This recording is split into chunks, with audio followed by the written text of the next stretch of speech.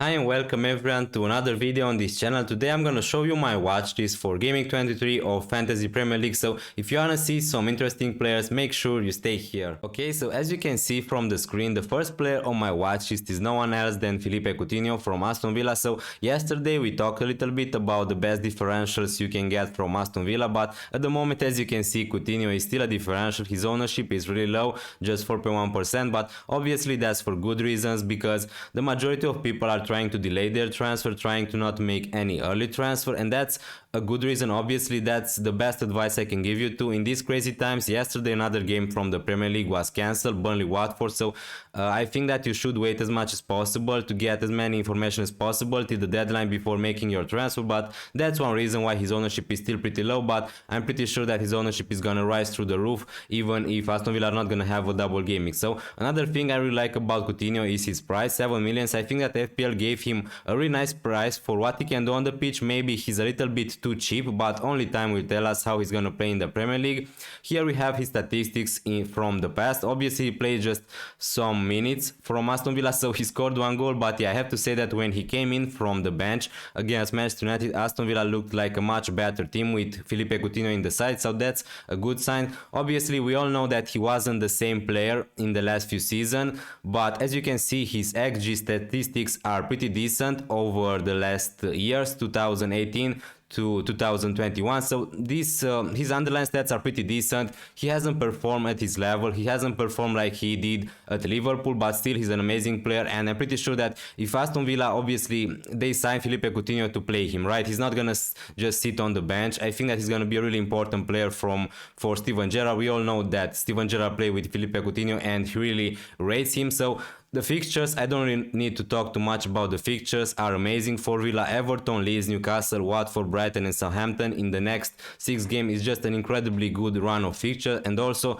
Aston Villa are one of the teams with a high chance of having a double game week in GAMEWEEK 23, so that would be amazing. If that's gonna happen, so many people are gonna try to buy players from Aston Villa, and I think that Coutinho is going to be one of the main targets for us to get. So obviously we all know what he can do, we all know how good he was at Liverpool. I don't see many reasons to not get to Felipe Coutinho. Maybe the only problem which would put me off of buying Felipe Coutinho is his match fitness, because we know that he didn't play so many games in the last few years, and we don't know if Villa are gonna have a double gaming. We don't know if Felipe Coutinho is gonna play 90 minutes both games, right? But this is the only reason I would not buy him. But at the moment, if he's gonna play game by game, he's gonna get match fitness, and I think that is gonna be a great option in the future. The next player on my watch list is Laporte from Manchester City. So as you can see, he's a defender. He's a pretty cheap one, considering that we all own so many expensive defenders like Joao Cancelo or Trent Alexander-Arnold. So 5.6 million for a defender who plays in the best side in the Premier League, I think that's a pretty decent price.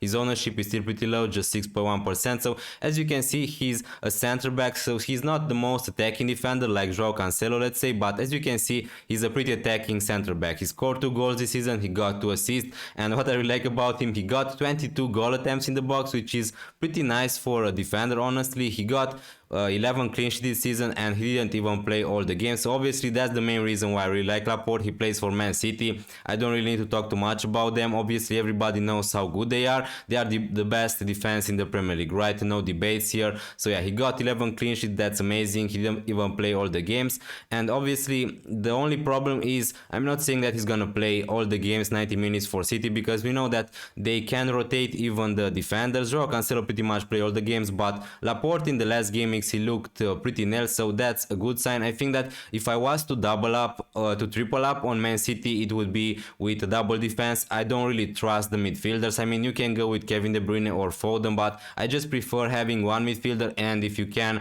obviously everybody owns already Joao Cancelo, so a double up would be the best strategy I will think of, obviously. So I think that Laporte with Cancelo could be the best strategy you can get. His XG plus XA per 90 is not amazing, 0.14, but as you can see, he's getting chances, getting clean sheets, and he can get also bonus points. So another good reason to buy him is the fixtures for City long term are pretty nice. Southampton, Brentford, Norwich, Everton are incredibly good fixtures, and obviously they're gonna play against Spurs and Man United, but maybe those games are gonna be tougher, but we know that City can keep a clean sheet against anyone and they can win against anyone, so I wouldn't worry too much about those fixtures.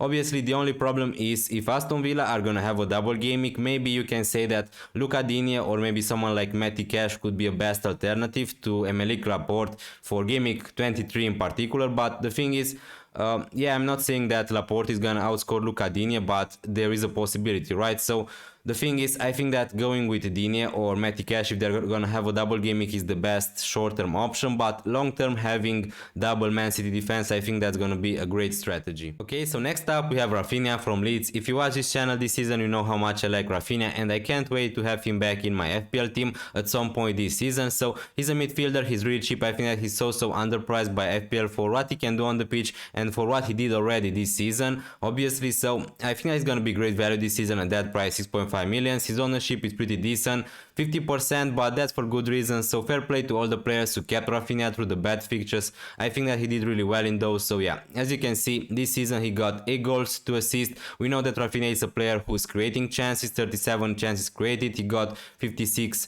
goal attempts, which is pretty decent, and his XG plus XA per 90 maybe is not incredibly good, 0.39, but for a player of his price I think that's pretty decent. So the fixtures for Leeds, as you can see, are not amazing but are not bad either. So Newcastle, Everton are pretty nice fixtures. Villa and Spurs are gonna be tough from an attacking perspective because they are defending pretty decent, but yeah, Man United and Leicester are red fixtures as you can see from the screen, but honestly you can make a case United and Leicester, sorry, are not the best defense in the Premier League, right? They are conceding chances, they are conceding goals, so a player like Rafinha, honestly I think that can score against anyone in the Premier League. So I wouldn't worry too much about playing Rafinha against Man United, against Everton, against Leicester, even against Spurs. So that's one reason he's on penalties at the moment. That's another plus for Rafinha. But obviously Bamford is gonna be back soon, but I think that with Bamford in the side, that's gonna make Rafinha even a better FPL option. So yeah, at the moment he's the only man from Leeds, which it's worth targeting in my opinion. Please don't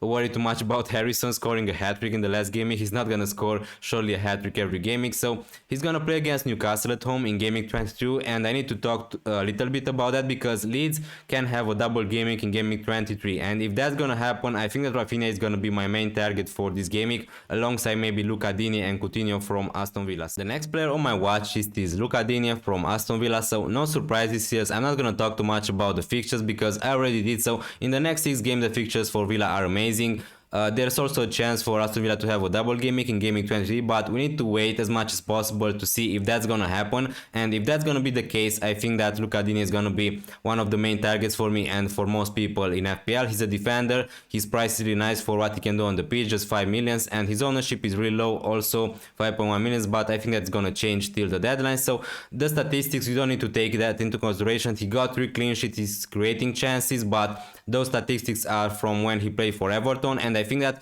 at the moment he's gonna play in a much better defensive side and a much better side in general in Aston Villa. So that's gonna improve Lucadini as an FPL option from my point of view. So as you can see, he's gonna be also on set pieces. We need to see if he's gonna share free kicks with Felipe Coutinho because we know that both of them are taking free kicks really good. So one thing about Lucadini is most people already own Cancelo and Trent, so it depends which is your third defender. If you're like me, maybe you have a Chelsea defender, maybe you have someone like Reguilon and you don't really want to keep him long term. So I think that there aren't many better alternatives to go in defense than Lucadini, and I think that he's going to be a great option long term and short term also. He played really good on his debut against Man United, so that's a good sign. He played in his first game for Aston Villa. That gives me a little bit of confidence that Lucadini is going to be the first choice for Steven Gerrard in Aston Villa. So we know that there is also target, but I think that if they bought a player like Lucadini and they paid a little bit of money for that, I think that he's going to be a starter and he's going to play most games. So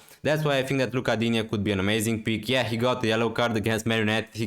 He still made a stupid fall. He's still Lucadini from Everton, but I'm really interested in his attack potential, and from my perspective he played pretty good attacking wise against Man United. So that's why I think that Lucadini is going to be one of the main targets. Next up on my watches we have Kevin De Bruyne from Manchester City. So I don't really need to talk too much about him because obviously everybody knows him, everybody knows how good of a player he is and what he can do on the pitch. So what I'm gonna say is, as I said before, the fixtures for City are amazing, short term and long term. Southampton, Brentford, Norwich, Everton, even Spurs and Man United can be a decent fixture for a player like Kevin De Bruyne, and for a team like Man City, they are the best team in the Premier League at the moment. So he's a midfielder. What I'm gonna say is, I don't think that his price is worth it. 12.1 million if he's not gonna have penalties, and at the moment we know that Mahrez is the main penalty taker for Man City, and at the moment we don't know for sure if Sterling and De Bruyne are gonna share penalties for Man City. So his ownership is still 9.3%, so somehow he's kind of differential still at the moment. I'm not saying that he's a bad pick, obviously I think that he's an amazing option for captaincy also, and he was in phenomenal form in the last games. He scored 6 goals, 1 assist, and his XG plus XA per 90, I have to admit, is not amazing for a player of his price, 0.44, but the good part about Kevin De Bruyne, maybe you have Salah, maybe you have Son, so maybe you want to take a little risk, to take a little punt on Kevin De Bruyne. The fixtures short term are amazing, Southampton, Brentford and Norwich, but the problem is probably what happens if Salah is going to be back in Gaming 24. I mean, you can captain a different captain like Kevin De Bruyne, you can captain him against Brentford and Norwich and overlook Salah, but I don't think that's the best idea to not buy Mohamed Salah when he's going to be back from Africa Cup of Nations. But if this is your strategy, he could be an amazing captaincy differential, and I'm not saying that he can't outscore Mohamed Salah against Brentford and Norwich, because he totally can. But obviously with Man City we know that sometimes they can rotate, and I'm not saying that they are going to rotate in the next 3 games, but when the UEFA Champions League games are going to be back, and if Man City are going to win this title by far, let's say they are going to be at 20 points distance till Liverpool, I think that they are going to rotate in the Premier League. So I'm not saying that's going to happen right now, but that's a possibility. With Kevin De Bruyne, you know that at some point he can be rested, but if you want to take the risk, I don't see a problem. But the thing is, when Salah is going to be back, you need to sell Kevin De Bruyne, right? Because it's going to be pretty tough for you to have both Kevin De Bruyne and Mohamed Salah. If you can find a way to have both of them, maybe that could be okay. But what I'm going to say at the end, I think that having one of Foden could be a better FPL asset than having Kevin De Bruyne, because Foden is just 8 million. So he's much more cheaper than De Bruyne, and pretty much he played all the games in the last game mix, right? The last player on my watch list is Ryan Anuri from Wolverhampton. So as you can see, he was in also my last video yesterday for the best differential, because as you can see, his ownership is really low at the moment, just 0.7%. He's really cheap. He's the cheapest way into that Wolverhampton defense, 4.3 million. So what I really like about Anuri, obviously he plays in one of the best defenses in the Premier League. Wolverhampton kept so many clean sheets also against tougher opposition, so the fixtures may be not amazing for Wolverhampton, Arsenal, Spurs, Leicester and West Ham, but also we know that they can keep a clean sheet against anyone. They play so good against City, they play so good against Liverpool, they can keep clean sheet against tougher opposition. Brentford, Crystal Palace are amazing games. So I think that going with a Wolverhampton defender could be an essential thing to do in the last part of the season. Obviously, I'm not saying that you should buy him this game, because if Aston Villa are going to have a double gaming, that's going to be really important, because probably Dini is going to be a better pick than Anuri, but he's really cheap. And if you want to, I don't know, you have maybe Trent Alexander-Arnold and you have Cancelo in your team, maybe you want to get rid of Alonso, maybe you need some cash to upgrade elsewhere when Salah is going to be back. I think that if you want to sell someone like, I don't know, Marcos Alonso or Reguilon to someone like Anuri, that's gonna be really nice for you, so that way you can upgrade elsewhere. Also, he got 0 goals, 3 assists this season, but yeah, he's creating chances, he got 5 clean sheets. He didn't play all the games for Wolverhampton, you need to take that into consideration, but he got injured, so when he was fit he played pretty much, and after that Martial came back in the team because Anuri got injured. But right now Anuri is back in training, he's back, he's fit, and at the moment he looks like he's the first choice. So I'm not saying he's gonna play all the games 90 minutes, but from my point of view, I think that Anuri is the first choice